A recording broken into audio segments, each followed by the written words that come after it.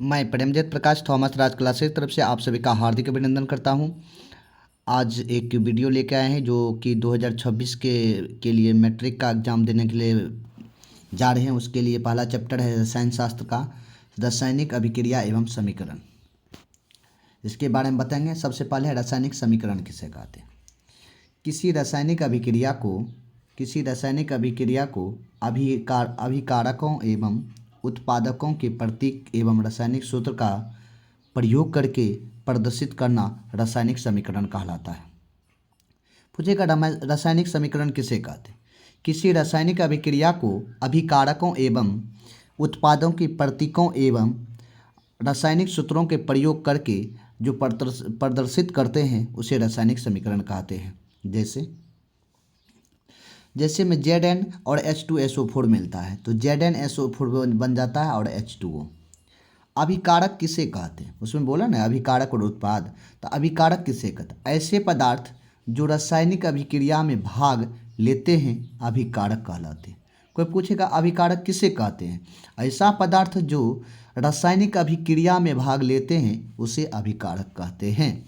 जैसे यहाँ जो एग्जाम्पल दिए थे ZnH2SO4, ये दोनों जो भाग ले रहे हैं रासायनिक अभिक्रिया में, इसे हम लोग अभिकारक कहते हैं। ZnSO4 + H2 होता है। उत्पाद किसे कहते हैं। ऐसे पदार्थ जो रासायनिक अभिक्रिया के संपूर्ण होने पर प्राप्त होते हैं। रासायनिक अभिक्रिया जब संपूर्ण हो जाता है, जो प्राप्त होते हैं उसे हम लोग क्या कहते हैं, उत्पाद कहते हैं। जैसे ZnH2SO4 ये क्या अभिकारक है, इसके संपूर्ण क्या हुआ ZnSO4 H2O, ये एक उत्पाद हुआ। ठीक, इसे रासायनिक समीकरण कहते हैं। आइए अब संतुलित रासायनिक समीकरण किसे कहते हैं। वह रासायनिक समीकरण जिसमें विभिन्न तत्वों की परमाणु संख्या अभिकारक एवं उत्पाद दोनों पक्षों में समान होती है। अभिकारक में भी और उत्पाद में भी दोनों पक्ष में समान होते हैं, उसे संतुलित समीकरण कहते हैं। जैसे पहला एग्जाम्पल देखिए, Fe3Fe + 4H2O, ये क्या हुआ अभिकारक, ये क्या हुआ उत्पाद। दोनों में परमाणु संख्या समान होनी चाहिए तत्वों में। देखिए 3Fe है, हाँ यहाँ Fe 3 है, ठीक। O कितना है 4, तो O 4, H कितना 4 दूना 8, तो 8, ये संतुलित समीकरण है। जैसे H2 + O2 क्या होता है H2O, H2 होता है। यहाँ देखिए H2, यहाँ H कितना 2 दूना 4, तो यहाँ 2 से गुना किया 4, यहाँ O2 2 गुना O तो 2 बराबर है, इसलिए संतुलित समीकरण है। अब आइए रासायनिक अभिक्रिया के प्रकार। रासायनिक अभिक्रिया कितने प्रकार के होते हैं, तो बोलेगा रासायनिक अभिक्रिया निम्न प्रकार की होती हैं। पहला है संयोजन अभिक्रिया। संयोजन को युग्मन अभिक्रिया भी कहते हैं, युग्मनात्मक अभिक्रिया, ये याद रखिए। कभी कभी कोई पूछ देता है बच्चा संयोजन अभिक्रिया किसे कहते हैं, तो बोल देता है, लेकिन युग्मन अभिक्रिया पूछ दे तो नहीं बोल सकता है, योगात्मक अभिक्रिया पूछ दे तो नहीं बोलता है। इसलिए संयोजन अभिक्रिया को ही संयुग्मन और योगात्मक अभिक्रिया कहते हैं। ठीक, उसके बाद वियोजन अभिक्रिया। वियोजन का होता है अपघटन। वियोजन अभिक्रिया को दूसरा नाम है अपघटन अभिक्रिया। ऊष्माक्षेपी अभिक्रिया, ऊष्माशोषी अभिक्रिया, विस्थापन अभिक्रिया। अभी रासायनिक अभिक्रिया कौन सब होते हैं उसके बारे में बता रहे हैं। क्या विस्थापन अभिक्रिया, द्विविस्थापन अभिक्रिया, अपचयन अभिक्रिया जिसे ऑक्सीकरण कहते हैं, अपघटन। तो अपघटन पूछे तो क्या कहेंगे, अपघटन में वियोजन। और उपचयन अभिक्रिया को ऑक्सीकरण अभिक्रिया भी कहते हैं। अपचयन अभिक्रिया, रेडॉक्स अभिक्रिया, अपचयन दोनों अभिक्रिया को रेडॉक्स अभिक्रिया भी कहते हैं। अब आइए सबसे पहले हम जानते हैं संयोजन अभिक्रिया के बारे में। संयोजन अभिक्रिया को संयुग्मन अभिक्रिया भी कहते हैं और योगात्मक अभिक्रिया भी कहते हैं। आइए संयोजन अभिक्रिया पूछे किसे कहते हैं, तो इस अभिक्रिया में 2 या 2 से अधिक अभिकारक मिलकर एकल उत्पाद का निर्माण करते हैं। ऐसी अभिक्रिया को संयोजन अभिक्रिया कहते हैं। क्या कहता है, वैसा अभिक्रिया जिसमें दो या दो से अधिक अभिकारक मिलकर एक एकल उत्पाद का निर्माण करते हैं उसे ही हम लोग संयोजन अभिक्रिया कहते हैं। संयोजन अभिक्रिया को संयुग्मन अभिक्रिया भी कहते हैं और योगात्मक अभिक्रिया भी कहते हैं। आइए देखते हैं। कोयले का दहन CO+O2, CO+O2 क्या है, कार्बन डाइऑक्साइड। तो सी अलग अभिकारक है और O2 अलग है, दोनों मिलने से क्या एकल बन रहा है, एकल उत्पाद बनता है। हाँ, तो यह संयोजन अभिक्रिया है। जल का कोयले का दहन कैसे होता है, CO+ carbon plus oxygen CO2 हो जाता है। जल का निर्माण कैसे होता है, तो 2H2O + O2 और 2H2O संयोजन अभिक्रिया है। हाँ, गंधक, गंधक का क्या होता है, S+O2 तो SO2 होता है। कैल्शियम हाइड्रोक्साइड का निर्माण कैसे होता है, CaO + H2O तो CaOH2। ये सब कौन सा अभिक्रिया है, तो बोलिएगा संयोजन अभिक्रिया या तो संयुग्मन अभिक्रिया या योगात्मक अभिक्रिया। अब आइए वियोजन अभिक्रिया किसे कहते हैं। वियोजन अभिक्रिया वह अभिक्रिया जिसमें एकल अभिकारक टूटकर दो या दो से अधिक उत्पाद बनाता है उसे वियोजन अभिक्रिया कहते हैं। एक एकल अभिकारक होगा जो टूटकर दो गो उत्पाद का निर्माण करता है, दो या दो से अधिक उत्पाद बनाता है, उसे वियोजन अभिक्रिया कहते हैं। आइए, फेरस सल्फेट का वियोजन अभिक्रिया। फेरस सल्फेट का सूत्र होता है FeSO4। फेरस सल्फेट का सूत्र होता है FeSO4। ये टूट कर क्या बनते हैं, Fe2O3 SO2 और SO3। यहाँ देखिए 2F है, 2S है, तो यहाँ एक S 2S, O देखो 3 3 6 2 8 4 2 8।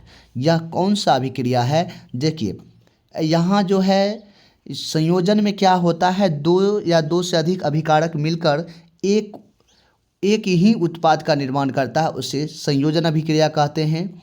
जब एकल अभिकारक टूटकर दो या दो से अधिक उत्पाद बनाता है उसे हम लोग वियोजन अभिक्रिया कहते हैं। देखिए एक जगह है, यहाँ टूटकर 3 भाग में बांट गए, दो से अधिक कर रहे हैं। अब आइए, संगमरमर का सूत्र होता है CaCO3 होता है।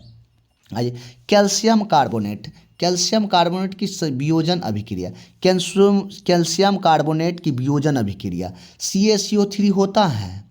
इसका टूटने के बाद क्या बनता है, CaO + CO2, CaO + CO2 बनता है। सिल्वर ब्रोमाइड भी एक प्रकार का वियोजन अभिक्रिया है, जैसे AgBr, Ag सिल्वर, Ag को मतलब सोना चांदी का सूत्र होता है, Br से ब्रोमाइड होता है। यह टूट के क्या बनता है, Ag + Br2, 2Ag + Br2।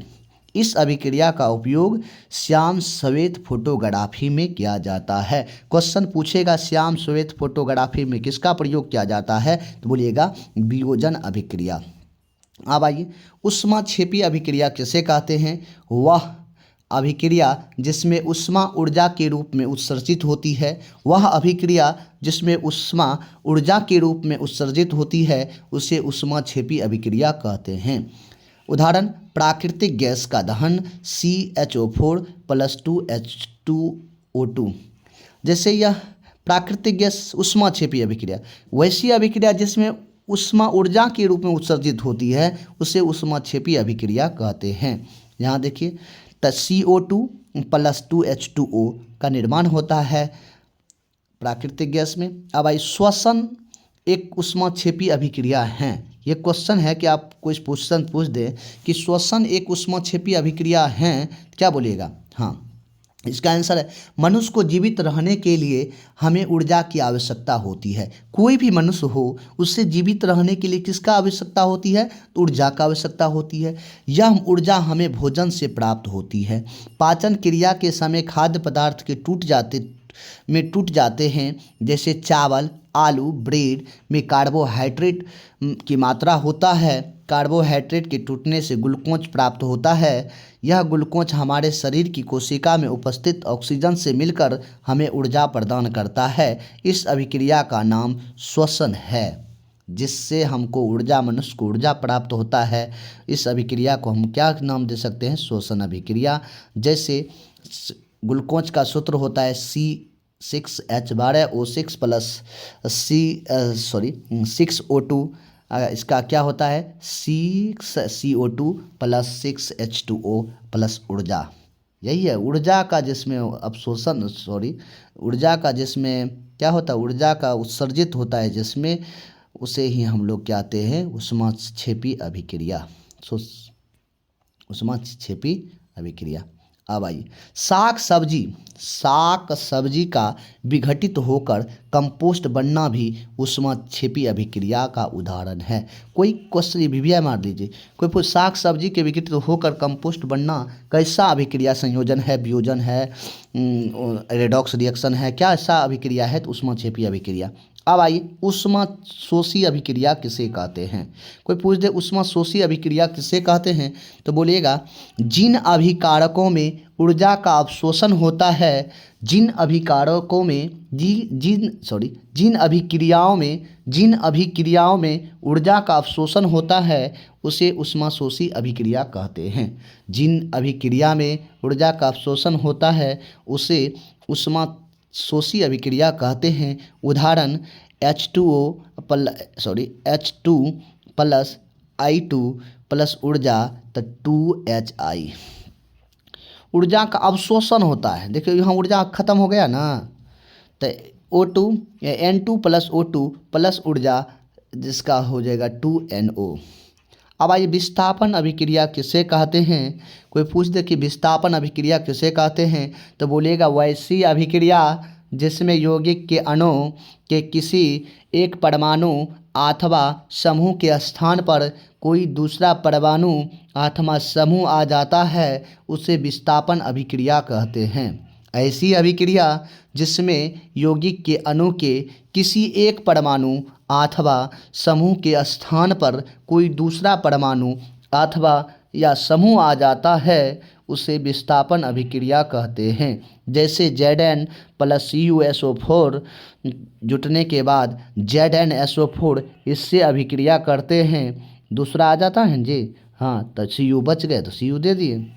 उसी तरह Fe प्लस CuSO4 का मिलन होता है तो इससे अभिक्रिया कर लेते हैं FeSO4 से, Cu अलग हो जाता है। अब द्विविस्थापन अभिक्रिया किसे कहते हैं, तो द्विविस्थापन अभिक्रिया किसे कहते हैं, तो वे रासायनिक अभिक्रियाएं जिनमें अभिकारक के बीच आयनों का आदान प्रदान होता है उसे द्विविस्थापन अभिक्रिया कहते हैं। जैसे N2SO4 और BaCl2। तो इसका देखिए ये शुरू वाला लास्ट वाला से अभिक्रिया करता है, देखो तो आदान प्रदान हुआ, BaSO4 हो गया, हाँ, शुरू वाला लास्ट वाला से करता है और बीच वाला से। यहाँ देखो BaSO4 हुआ, इधर उधर लिख सकते हैं, कोई दिक्कत नहीं है, तो इसको यहाँ पे भी लिख सकते हैं, इसको यहाँ पे भी लिख सकते हैं। तो N2Cl2, इसको N2Cl2 नहीं लिख के यहाँ 2 से गुना है तो 2Na हुआ तो Cl2 हुआ, तो वही बात है।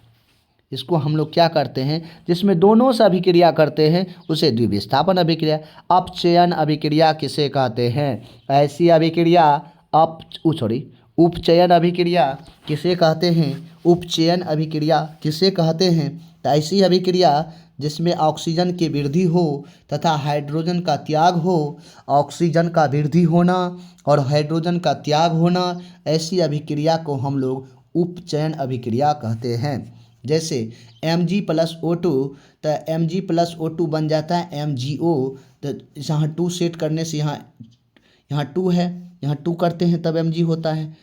तो यहाँ देखिए बराबर होना चाहिए, 2 Mg है 2 Mg है, 2 O है 2 O। यह सब उपचयन जिसमें ऑक्सीजन का सब वृद्धि होता है, ऑक्सीजन वृद्धि होता है और हाइड्रोजन का त्याग होता है। चलिए Cu प्लस O2, तो यहाँ CuO और 2 हो जाता है, यह उपचयन अभिक्रिया का उदाहरण है। अब आइए अपचयन अभिक्रिया किसे कहते हैं, ऐसी अभिक्रिया जिसमें हाइड्रोजन की वृद्धि हो ऑक्सीजन का त्याग हो, उल्टा होता है। उपचयन पूछेगा तो बोलिएगा कि ऑक्सीजन का वृद्धि हो हाइड्रोजन का त्याग हो, उसे उपचयन अभिक्रिया कहते हैं। अपचयन अभिक्रिया किसे कहते हैं, ऐसी अभिक्रिया जिसमें हाइड्रोजन की वृद्धि हो तथा ऑक्सीजन का त्याग हो उसे उपचयन अभिक्रिया कहते हैं। जैसे Cu+H2O, Cu+H2O, जिसमें हाइड्रोजन का वृद्धि होता है, ऑक्सीजन का त्याग होता है। देखिए ऑक्सीजन को त्याग दिया Cu, हाँ त्याग दिया, ऑक्सीजन का त्याग किया, लेकिन हाइड्रोजन का वृद्धि हुआ। अब रेडॉक्स अभिक्रिया किसे कहते हैं? वैसी अभिक्रिया जिन अभिक्रियाओं में उपचयन और अपचयन अभिक्रिया के साथ साथ होती है, जैसे वैसी रासायनिक अभिक्रिया जिसमें उपचयन तथा अपचयन अभिक्रिया साथ साथ होती है, उसे हम लोग रेडॉक्स अभिक्रिया कहते हैं। देखिए कैसे होता है। Cu+H2O, Cu+H2O, CuO+H2O, Cu+H2O। देखिए यहाँ क्या करता है, यहाँ ऑक्सीजन का क्या हो रहा है? त्याग हो रहा है। यहाँ हाइड्रोजन का क्या हो रहा है? यह अपचयन अभिक्रिया है। देख लिया अपचयन अभिक्रिया, यहाँ क्या हो रहा है? त्याग हो रहा है। यहाँ हाइड्रोजन का बढ़ रहा है। इसको हम लोग क्या कर सकते हैं? इसको ऑक्सीजन का हाइड्रोजन का जब वृद्धि होता है, यहाँ उपचयन अभिक्रिया में क्या है? हाइड्रोजन MgO हो जाता है। ये कौन सी अभिक्रिया हो? उपचयन अभिक्रिया।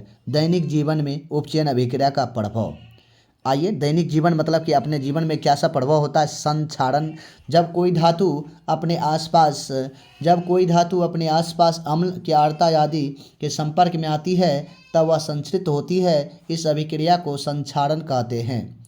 जब कोई धातु अपने आसपास अम्ल, आर्द्रता इत्यादि के संपर्क में आती है तब वह संचरित होती है। इस अभिक्रिया को संक्षारण कहते हैं। उदाहरण, चांदी के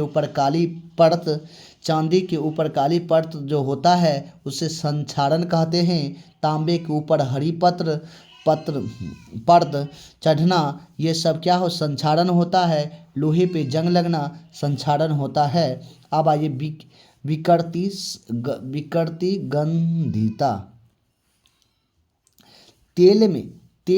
तेल व वसा के उपचयित होने के बाद पर कोई विकृति गंदगी हो जाते हैं तो इसकी गंध व स्वाद में परिवर्तन हो जाता है। प्रति ऑक्सीकारक मिलाकर भोज्य पदार्थ को निर्मित मात्रों में रखकर अथवा इनमें नाइट्रोजन प्रभावित करके इस अभिक्रिया से रोका जा सकता है। उदाहरण के लिए जैसे आलू के चिप्स की थैली में नाइट्रोजन प्रभावित करके उन्हें उपचयित होने से बचाया जाता है। बस यही पहला चैप्टर यही है। बस इस वीडियो अच्छा लगा होगा तो लाइक कीजिएगा, ज़रूर 1-2 बार पढ़िएगा, इसको कॉपी में नोट कर लीजिएगा। 9th के लिए बहुत महत्वपूर्ण है। 2026 में जो एग्ज़ाम दीजिएगा, यह क्वेश्चन 1-2 क्वेश्चन इससे पूछे जाएंगे। पहला चैप्टर आज इतना ही नोट कर लीजिएगा और दूसरा चैप्टर भी जल्द से जल्द डाल दिया जाएगा। इसी तरह से अपनी तैयारी को मजबूत करते रहिए और आप अच्छा मार्क लेके अपने गांव और समाज के अपना नाम रोशन करें। जय हिंद, जय भारत।